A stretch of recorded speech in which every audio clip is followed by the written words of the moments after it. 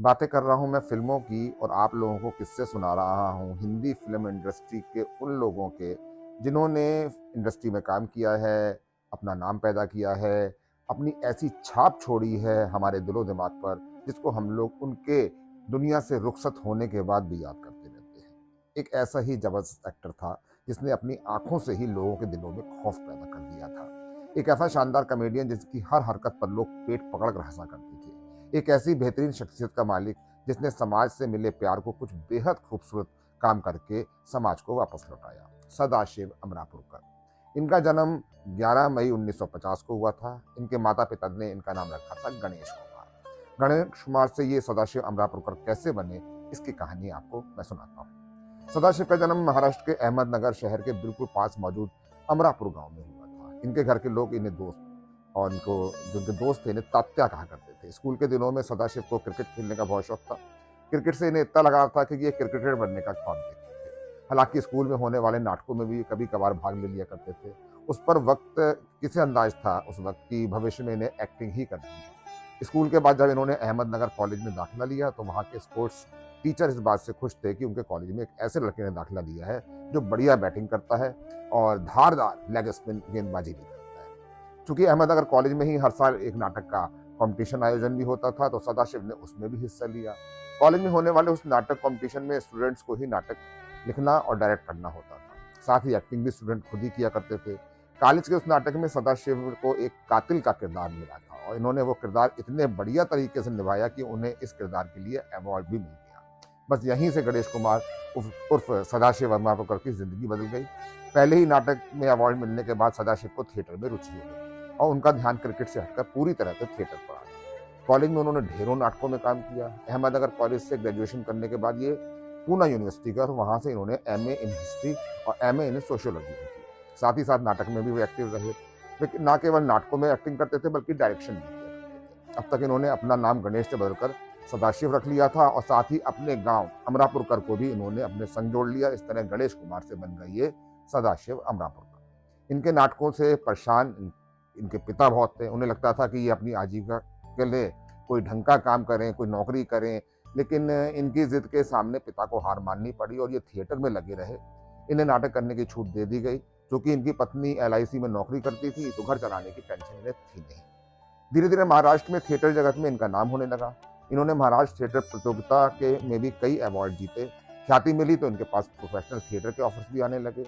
इस तरह professional theatre का हिस्सा बनने के लिए सदाशिव मुंबई आ गए। प्रोफेशनल थिएटर से होने वाली कमाई से ये मुंबई में आराम से अपना खर्चा उठाने लगे। मुंबई में ये महान नाटककार विजय तेंदुलकर के नाटक कन्यादान में काम कर रहे थे। अपनी एक्टिंग स्किल से ये विजय तेंदुलकर के दिल में जीत लिया इन्होंने उनका दिल। और एक दिन विजय तेंदुलकर ने इनसे कहा कि मैंने अर्धसत्य नाम की एक फिल्म की स्क्रिप्ट लिखी है, उसमें एक किरदार है जिसे मैं आपसे कराना चाहता हूँ। सदाशिव ने उनसे कहा कि आपको मैं कैसे मना कर सकता हूँ। इस तरह साल 1983 में सदाशिव अमरापुरकर ने फिल्म अर्धसत्य से अपने फिल्मी कैरियर का आगाज किया। अर्धसत्य में इनके किरदार का नाम था रामा शेट्टी। रामा शेट्टी का वो छोटा सा किरदार बहुत ज्यादा लोकप्रिय हुआ। पहले ही फिल्मी किरदार के लिए सदाशिव अमरापुरकर को सर्वश्रेष्ठ सहायक अभिनेता के खिताब से नवाजा गया। इस फिल्म के बाद सदाशिव के पास ऑफर्स की झड़ी लग गई। फिर इन्होंने कभी पीछे मुड़कर नहीं देखा। फिल्मों के साथ साथ सदाशिव ने टीवी पर भी कुछ बेहद दमदार किरदार किए। 80 के दशक में दूरदर्शन पर प्रसारित हुए शो राज से स्वराज में इन्होंने लोकमान्य तिलक का किरदार निभाया था, जबकि पंडित जवाहरलाल नेहरू की किताब डिस्कवरी ऑफ इंडिया पर बनाई गई श्याम बेनेगल की सीरीज भारत एक खोज में इन्होंने महात्मा फूले का किरदार निभाया था।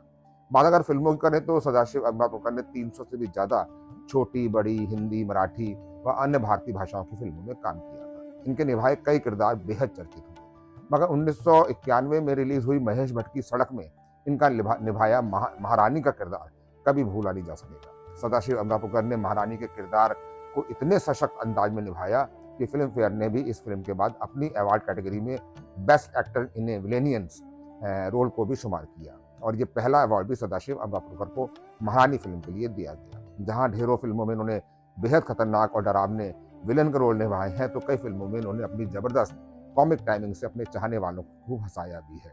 सदाशिव अमरापुरकर केवल अभिनेता ही नहीं बल्कि एक समाज सेवी भी थे। दिग्गज एक्टर डॉक्टर श्रीराम लागू के संग मिलकर इन्होंने समाज सेवा के कई शानदार काम किए। अपने पुण्य कार्यों के लिए ये अपनी जान पहचान के लोगों से फंड जुटाते और उस फंड को ज़रूरतमंदों तक पहुँचाते थे। समाज के प्रति अपनी ज़िम्मेदारियों को सदाशिव अमरापुरकर बहुत अच्छे समझते थे, लेकिन एक दफ़ा इसी समाज के कुछ लोगों ने उनके साथ ऐसा शर्मसार करने वाला बर्ताव किया, जिसे जानकर हर कोई दुखी हो गया। कैरियर के आखिरी दिनों में सदाशिव अमरापुरकर की तबीयत खराब रहने लगी। धीरे-धीरे इन्होंने खुद को फ़िल्मों से दूर कर लिया, पर चूँकि थिएटर से इन्हें बेइंतहा मोहब्बत थी, तो थिएटर इन्होंने करना नहीं छोड़ा। अपने फ़िल्मी कैरियर के पीक पर रहने के दौरान भी ये बराबर थिएटर करते रहते थे। सदाशिव अमरापुरकर की आखिरी फ़िल्म आई थी 2013 में बॉम्बे टॉकीज़। इसी फ़िल्म में एक कैमियो में रोल में नज़र आए थे ये। बात अगर इनके परिवार के जीवन की करें, तो इनकी पत्नी का नाम सुनंदा करमारकर है। सुनंदा करमारकर इनकी बचपन की दोस्त भी थीं। साल 73 में इन दोनों का विवाह हुआ।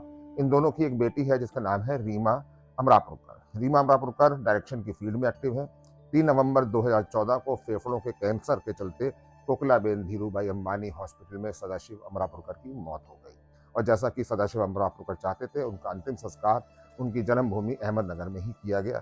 फिल्म इंडस्ट्री के लगभग हर बड़े स्टार के साथ सिल्वर स्क्रीन पर शेयर कर हो चुके सदाशिव अमरापुरकर की अंतिम यात्रा में बॉलीवुड से केवल अभिनेता रजा मुराद और डायरेक्टर गोविंद निहलानी ही शामिल हुए थे। इससे आप अंदाज़ा लगा सकते हैं कि बॉलीवुड में केवल चढ़ते सूरज को ही सलाम करने का विश्वास रखते हैं वहाँ लोग। कोई अभिनेता कितना टैलेंटेड है, ये बात शायद उतनी मायने नहीं रखती। तो ये थी सदाशिव अमरापुरकर की कहानी। अब अगले एपिसोड में किसी और कहानी के साथ पेश होऊंगा।